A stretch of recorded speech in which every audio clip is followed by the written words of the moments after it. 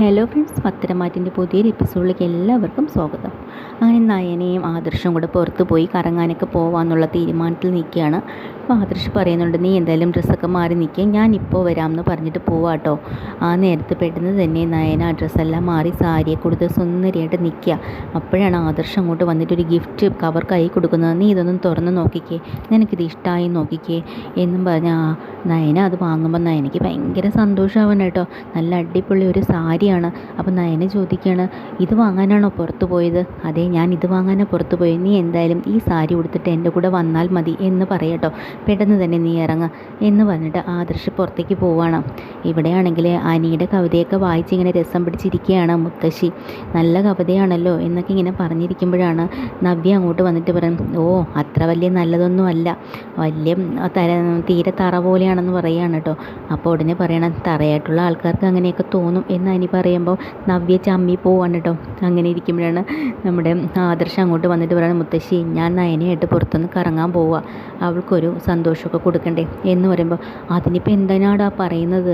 സ്വന്തം ഭാര്യേനെയും കൊണ്ട് പുറത്ത് കറങ്ങാൻ പോകുന്നതോ സിനിമ കാണാൻ പോകുന്നതൊന്നും മറ്റുള്ളവർ അനുവാദം ചോദിക്കേണ്ടേയും പറയേണ്ടേയും കാര്യമൊന്നുമില്ല, അതൊരു ഭർത്താവിൻ്റെ കടമ തന്നെയാണ്. അപ്പോഴത്തേക്ക് അനി പറയുന്നുണ്ട്, സ്വന്തം ഭർത്താവിൻ്റെ കടമയൊന്നും തിരിച്ചറിയാൻ പറ്റാത്ത ഒരു ഭർത്താവാണ് ആദർശേട്ടൻ.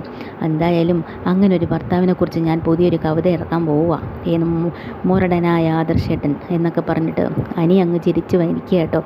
അങ്ങനെ എടാ, നീ അല്ലെങ്കിൽ നിൻ്റെ ഏട്ടത്തി വന്നതിന് ശേഷം നിനക്ക് എന്നോട് ബഹുമാനവും സ്നേഹവും ഒന്നുമില്ല എന്നിങ്ങനെ പറയണം. ഇതെല്ലാം കേട്ട് നവ്യ ആകെപ്പാട് തകർന്നിരിക്കുകയാണ് കേട്ടോ. അപ്പം നവ്യയുടെ മനസ്സിൽ കുശുമ്പ് കൊണ്ട് ഇങ്ങനെ നിറയാണ് ആദർശ് നയനയും കൊണ്ട് പുറത്ത് പോകുന്നതും ചുറ്റുന്നതും ഒക്കെ ആയിട്ട്. അപ്പം നവ്യ ആലോചിക്കണേ എന്തെങ്കിലും ഒരു പണി അവർക്ക് കൊടുക്കണമല്ലോ എന്നും. ഈ സമയം ആദർശ് നേരെ മുറിയിലേക്ക് പോകുമ്പോൾ നല്ല മുല്ലപ്പൂവൊക്കെ ചൂടി പുതിയ സാരിയൊക്കെ കൊടുത്ത് നയന അങ്ങനെ റെഡിയായി നിൽക്കുക കേട്ടോ. പെട്ടെന്ന് പുറകെ ചെന്ന് നയനെ കെട്ടിപ്പിടിക്കുകയാണ് നമ്മുടെ ആദർശ്. അപ്പം നയനയ്ക്ക് വല്ലാത്തൊരു നാണമൊക്കെ വരുന്നുണ്ട്. എന്നിട്ട് പറയുന്നുണ്ട്, ഈ പെൺകുട്ടികൾ മുല്ലപ്പൂ ചൂടുമ്പോൾ ഒരു പ്രത്യേക ഭംഗിയാണ് എന്നൊക്കെ പറഞ്ഞിട്ട് നയനെ പിടിച്ച് വെളിയിലേക്ക് കൊണ്ടുവന്നിട്ട് കെട്ടിപ്പിടിച്ച് മാറോട് ചേർക്കുകയാണ് കേട്ടോ. പെട്ടെന്ന് നയനയ്ക്ക് ആ സ്ഥലകാല ബോധം വരുവാണ്. അയ്യേ, എന്താ ഇത്, ആരെങ്കിലും കാണില്ലേ എന്നിങ്ങനെ പറയുകയാണ് കേട്ടോ. ഓ, ഞാനത് ഓർത്തില്ലല്ലോ എന്നും പറഞ്ഞ് നേരെ നയനയായിട്ട് യാത്ര പോകാനായിട്ട് താഴോട്ട് ഇറങ്ങുകയാണ്. ഈ സമയം പെട്ടെന്ന് തന്നെ നവ്യ നമ്മുടെ ദേവയാനിയെ കണ്ടുടനെ ഒരു കള്ള ഫോണെടുത്ത് കള്ളത്തരം പറയാണ്. ആണോ, അങ്ങനെയാണോ? നീ എവിടെ ഇരുന്നോ, എന്തായാലും ഇവിടെ ഒരാൾ പുറത്ത് കറങ്ങാനൊക്കെ പോകുന്നുണ്ട്. ഇവിടെ അമ്മായിയമ്മയെ പേടിച്ചിട്ടാണ് മോൻ കൊണ്ടുപോകാത്തത്, അല്ലെങ്കിൽ പിന്നെ എവിടെയെല്ലാം കൊണ്ടുപോയേനായിരുന്നു എന്നൊക്കെ പറഞ്ഞ് ഇങ്ങനെ നയന പുറത്ത് പോണതിനെക്കുറിച്ചൊക്കെ ചുമ്മാതെ ദേവയാനി കേൾക്കാൻ വേണ്ടി പറയട്ടെ. ദേവയാനിക്ക് ഇതൊന്നും സഹിക്കാൻ പറ്റുന്നില്ല. ദേവയാനി ഓടിച്ചാടി ടെറസിൻ്റെ മേളിൽ പോയി നോക്കുമ്പോൾ ഇവർ രണ്ടുപേരും കൂടെ കാറിൽ കയറി പോകുന്നതാണ് കാണുന്നത്. അപ്പോൾ ആദർശ് പറയുന്നുണ്ട്, അമ്മ കൂടെ ഉണ്ടായിരുന്നെങ്കിൽ നല്ലതായിരുന്നു.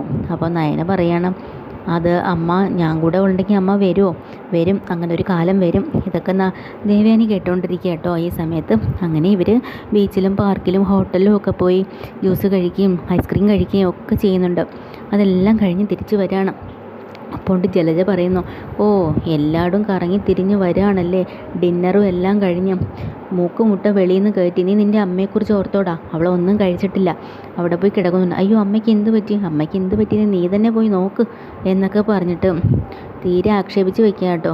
അങ്ങനെ ഉടനെ ആദർശ് നേരെ അമ്മയെ കണ്ണനിട്ട് പോവാണ്. എന്താ അമ്മയ്ക്ക് പറ്റിയത്, കാര്യം പറ, നീ ഒന്നും മിണ്ടാതിരുന്നേ, എൻ്റെ അടുത്ത് മിണ്ടിപ്പോകരുത്, നീ എൻ്റെ കാമിച്ചേ എന്നും പറഞ്ഞുകൊണ്ട് ദേഷ്യപ്പെട്ടിരിക്കുകയാണ് കേട്ടോ. ദേവയാനി മനസ്സിൽ വല്ലാത്ത ദേഷ്യവും കുശുമ്പവും ഒക്കെ ആയിട്ടിരിക്കുകയാണ്.